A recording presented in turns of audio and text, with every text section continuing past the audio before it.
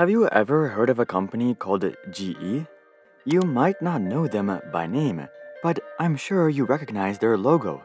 They're that company that makes washers, dryers, and refrigerators. But did you know that they were the world's largest company not too long ago? In fact, it was just 13 years ago that they reached the top of the Fortune 500. Yet today, GE can't even turn a profit. It's actually been 7 years since they were consistently profitable.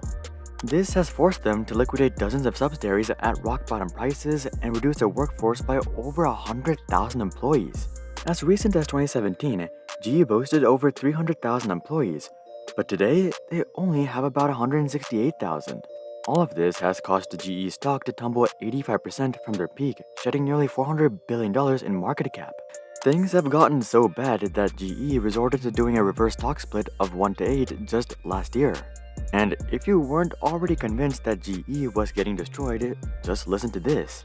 GE was the original member of the Dow Jones, and they have continuously been part of the index since 1907. But in 2018, the Dow Jones kicked out GE. I'm not sure they could have been insulted any more than this. So here's how GE they priced a multi-$100 billion fortune before a newborn could become a teenager. While GE's fundamental crisis didn't become evident till the last 10 years, GE has actually been making bad moves for over 40 years. It all started in 1981 when a man named Jack Welch became the CEO of the company. Jack came from a rather humble family. His father was a regular old railroad conductor while his mother was a homemaker. This meant that throughout his childhood, he worked several odd jobs including being a golf caddy, a newspaper delivery boy, a shoe salesman, and a drill press operator. And when he joined GE in 1916, he was simply a junior chemical engineer. Considering this blue-collar background, you would think that Jack was sympathetic to the struggles of everyday Americans and that he would treat his employees really well. But Jack was actually the exact opposite. He was ruthless, brash, and rather heartless. In fact, by the time Jack became a well-known businessman, most people would call him Neutron Jack because he was like a neutron bomb. But wait a minute, what did Jack even do to receive such a title? Well, he was basically the mastermind behind all of the worst parts of capitalism. For example, he was the one that popularized the rank and yank policy. This is when you fire the bottom 10% of your workforce every single year.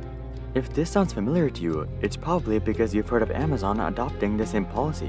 While this strategy might sound reasonable at first glance, it leads to terrible long-term performance. Here's the thing, when you're constantly firing the bottom 10% of your workforce, your employees are never able to focus on the big picture. They're always worried about surviving next year's cuts. This was especially true amongst management, which led to cooking the books. Now, they weren't doing anything illegal per se, at least at the beginning, but they were manipulating the numbers through every loophole they could find. For example, let's say you were the manager of a department at GE, and your goal is to achieve $1 million in profit this quarter. Last quarter, this department only pulled in $900,000 in profit, so you have to increase profit by roughly 10%. Ideally, you would look for ways to grow the revenue that your department brought in, but this would take multiple quarters, if not years. So instead, you decide to simply fire 10 employees that are being paid a few thousand a month. This allows your department to beat the vain metric of $1 million in profit. However, your department is nowhere near as strong as a $1 million department should be. And this wasn't just happening here and there, it was happening company-wide from the top down, and Jack was the most infamous for it.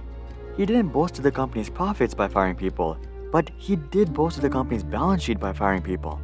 For example, let's say you want to make a $1 billion acquisition. You could wait a few years for the company to build up sufficient cash reserves, or you could just fire 5% of your workforce and use their payrolls to fund the purchase, and that's exactly what Jack did throughout his tenure. Jack was only CEO for 20 years, but within this time, he made 600 acquisitions. This works out to 30 acquisitions per year or 2.5 acquisitions every single month. Obviously, this is by no means naturally sustainable. Looking back, it's obvious why GE eventually got destroyed, but at the time, it looked like GE was crushing it. Given Jack's strict department-wide goals, the company would always beat Wall Street's earnings expectations by at least 1 cent per share.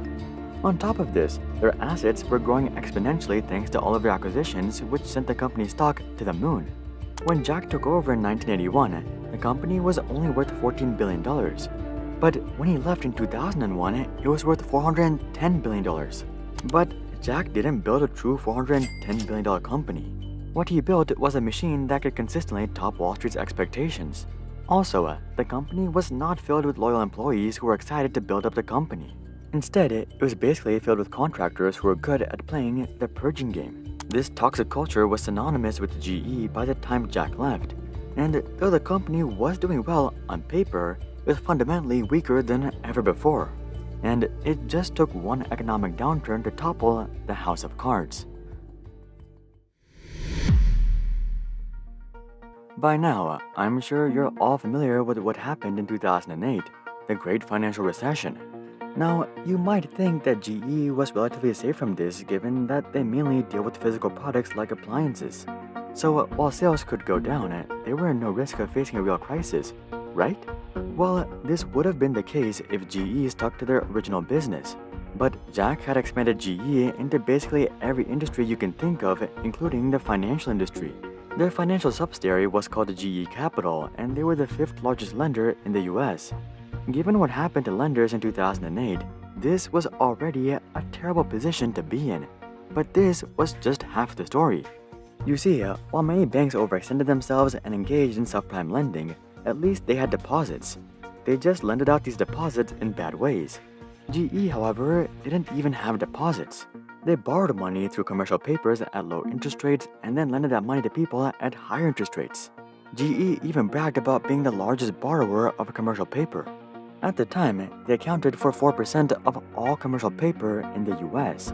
For perspective, GE's entire debt load translated to over $500 billion. Personally, I don't think this was something to brag about because when the financial crisis hit, they were screwed on both ends. They couldn't collect payments from borrowers, nor could they pay off their own debts, and pretty soon they needed a bailout. Now, I know a lot of you guys love to criticize the big banks for getting bailouts of $10 to $30 billion, but all of that is nothing in comparison to what GE got. GE didn't get a bailout worth $10, $20, or even $50 billion. Their bailout was worth a disgusting $139 billion. So if anyone deserves criticism for bailouts, it's these guys. This bailout didn't really help turn around the company either, as the company was already rotten to the core. It basically just ensured that the company didn't go under in a matter of weeks. Ever since the bailout, GE has only been on a decline. Regardless of what metric you look at, they've literally only gotten destroyed. Their assets are down from $781 billion to $185 billion. Their cash reserves are down from $120 billion to $20 billion. Their revenue is down from $150 billion to $75 billion. And as for their net income, well, it's not even positive. This isn't that surprising given that GE has just been downsizing ever since the bailout. GE has basically sold everything, even including their appliance business. So if you bought a GE appliance in the past 6 years, it wasn't even made by GE themselves. It was actually made by a Chinese company called Haier who has rights to the GE brand. At this point, GE themselves are only involved in 3 industries, which are aviation, healthcare, and energy. And GE is planning on spinning these off into 3 different companies as well. The healthcare spin-off is supposed to take place in early 2023, and the energy spin-off is supposed to take place in early 2024. This means that the original GE will only be left with the aviation industry. This is honestly quite a shame given how large GE was just a decade ago. The only good thing that has happened to GE over the past decade is their debt has also gone down. Their long-term debt has decreased from $336 billion to $27 billion. Similarly, their total liabilities have decreased from $656 billion to $150 billion. While this is far better than the position that they used to be in, it's still not all that great. GE's market cap currently sits at $80 billion, which means that their total liabilities is still nearly twice their market cap. So GE still has quite a ways to go.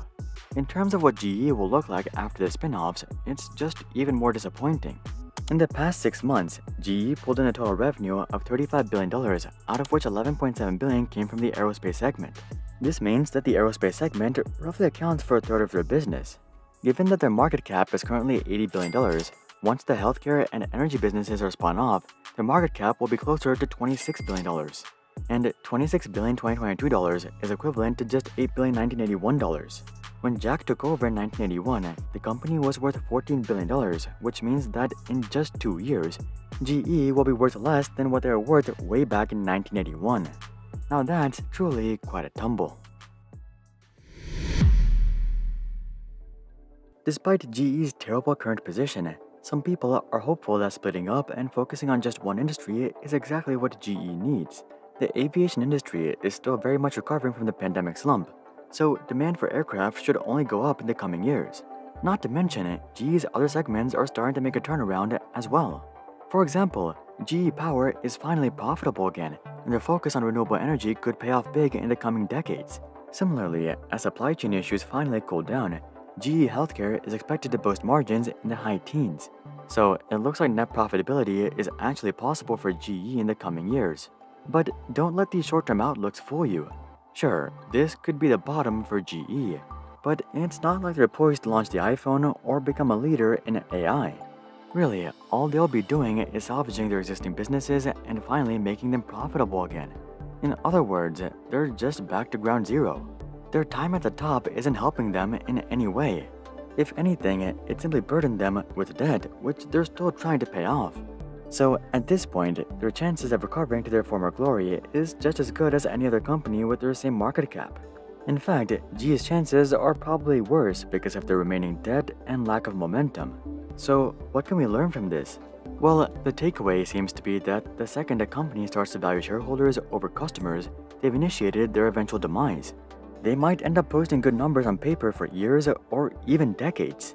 But their fundamentally flawed approach does eventually catch up, and by the time they realize it, it's already way too late.